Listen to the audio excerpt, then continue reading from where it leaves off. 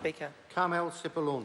Mr. Speaker, I'm just going to start out by saying that this bill does contain a change that we have pushed extremely hard for, and that is a raise in the age of care and protection. And it's something we believe passionately in, Mr. Speaker, and was the basis for our support in this bill at every stage. Till this point, Mr. Speaker, this is also the reason we will support the bill at second reading.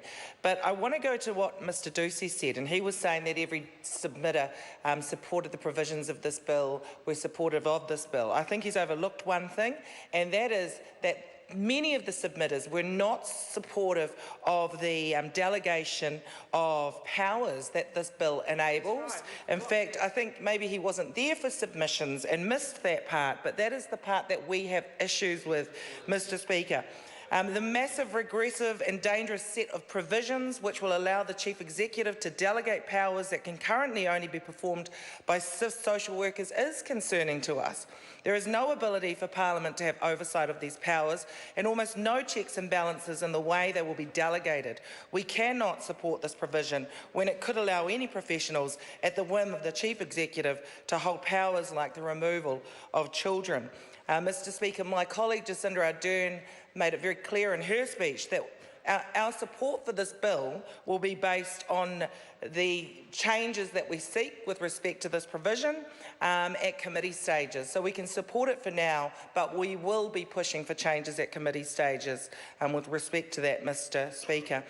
Some of the concerns that were raised around this was just the risk of privatisation and what this could mean in terms of delegating very important responsibilities, Mr. Speaker. And in fact, some people have been referring to this section of the bill as the Serco section or the Serco provision, Mr. Speaker. And so I think that's where the concern lies, and so we need to be very straight up with respect to what our intention is with the bill and what our concerns are.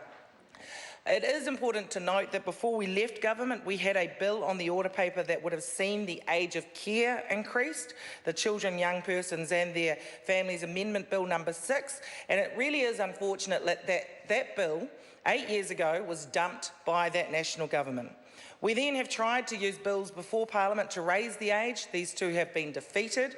Last year we instigated a petition alongside the likes of Lifewise and Dingwall Trust to raise the age, and we are pleased that the government has finally acted on these calls, and it would have been very difficult not to, particularly given the submissions by the young people who have been affected by the current law, who at 17 years old were basically dumped by the state. Very emotional submissions that all of us on the Select Committee had the privilege of hearing. If that wasn't going to inform change, then I can't imagine what would have. So it is good that finally the national government have caught up 8 years later, but they have caught up. Mr. Speaker, currently the law sets out that a young person only remains under the care of the Chief Executive until they turn 17.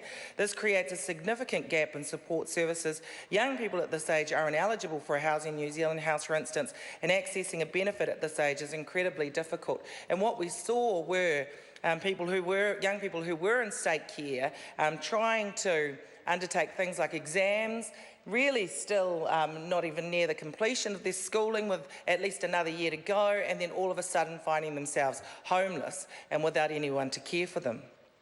We are, Mr. Speaker, however, disappointed that the bill only raises the age for care and protection purposes, which will now mean we have a different age for care and protection than we will have for youth justice. Youth justice provisions are set out in the SIS Act, and it makes sense to keep those ages linked, especially given the likelihood that offending at a young age, as the previous speaker has pointed out, is often an indication of wider care and protection issues. Of the 1,982 offenders in the youth court last year, SIFT had prior involvement in about 67% of cases. The UN, Mr. Speaker, has repeatedly raised our failure to meet our UNCROC obligations because we try 17-year-olds in our adult justice system. This was an opportunity to remedy that.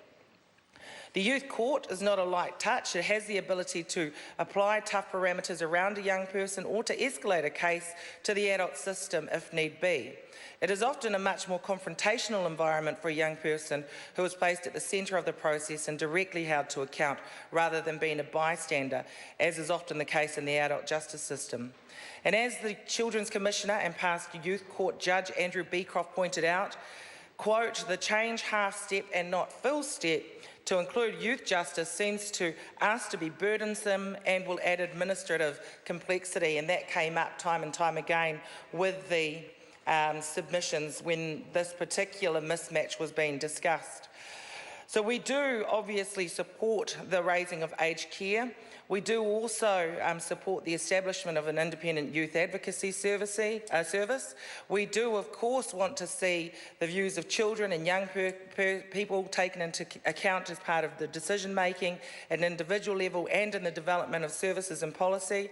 But it's this issue with respect to the delegation of powers, Mr. Speaker, that I just want to spend a little bit more time talking to.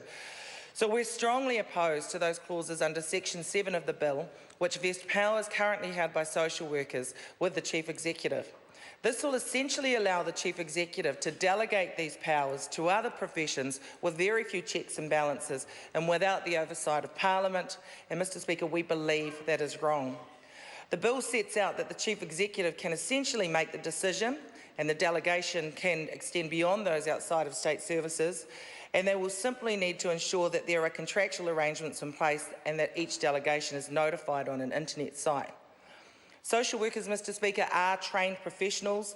Like the police, they carry out certain weighty functions set out in legislation and as such are able to be held to account. Functions like the removal of children. These roles and responsibilities cannot and should not be taken lightly.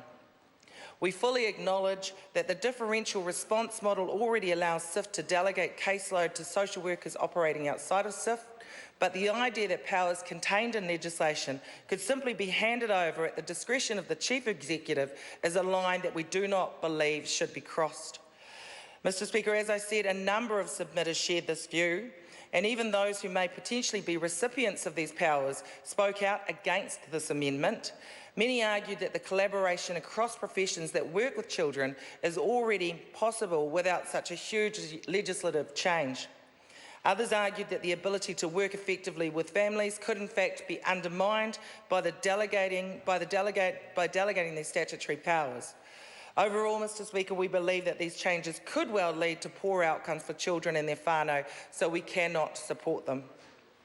Mr. Speaker, there were other issues that have come up throughout the duration of considering this bill, particularly with respect to cost pressures with SIFs. And I want to raise those because those have been raised by submitters, raised by the media, raised by the general public. So we have concerns regarding the overall ability of SIFs to currently operate even before these changes will be implemented. In 2016-17, SIFs is forecasting a deficit of up to $38 million due to demand-driven costs. The new funding allocated of $35 million for SIFs next year only barely covers their deficit, which included the discontinuation of funding from the previous year. The Minister has also not been funding SIFs to increase the number of social workers as required by the government. And actually, while we're on the social workers issue, the government had set a target, I think, for this year to make sure that every single social worker working for SIFs would be a registered qualified social worker, and even that target has not been met. So, Mr. Speaker, we do have to wonder whether, or at times, how seriously the government is taking some of these really, really important targets.